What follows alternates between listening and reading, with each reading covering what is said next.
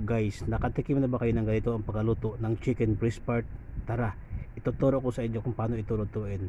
Maglagay lang tayo ng tatlong itlog, then maglagay tayo ng cornstarch, at maglagay din tayo ng harina, then paminta, then mix lang natin hanggang mahalo siya. So yan, halo na siya guys. Then mag-init tayo ng mantika sa ating kawali at iprito natin ang ating chicken breast part. So ayan, ayusin lang natin ang paglagay. Then ilang minuto guys, ating baligtarin. Then pag naluto din guys, ating ilagay sa plato. So ayan guys, luto na siya. Ating ilagay sa plato. Ang ganda ng pagkaluto guys. Pagkatapos ng guys, yung natitira, ating prituhin din. So ayan, ating baliktarin. Pag naluto na lahat yan guys, ating hangawin naman at ilagay sa plato ulit. So ayan, luto na lahat.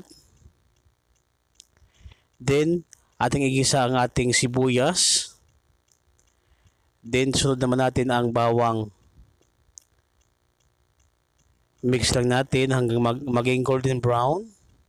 Then isunod natin ang bell pepper.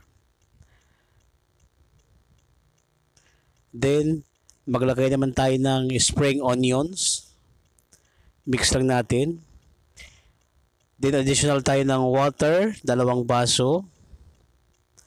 Then maglagay tayo ng oyster sauce.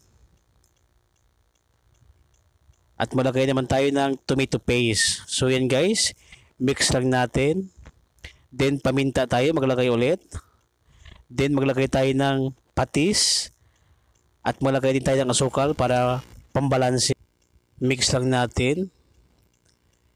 Then maglagay tayo ng cornstarch para malumapot yung ating sabaw. Then maglagay tayo ng soka instead of lemon. Then ating ilagay ang ating chicken breast part. So imimix lang natin.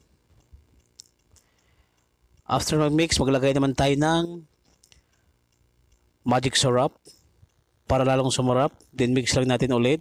Then maglagay tayo ng spring onions.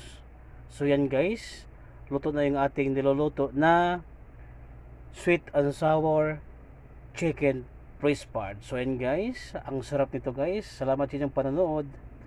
Bye bye guys.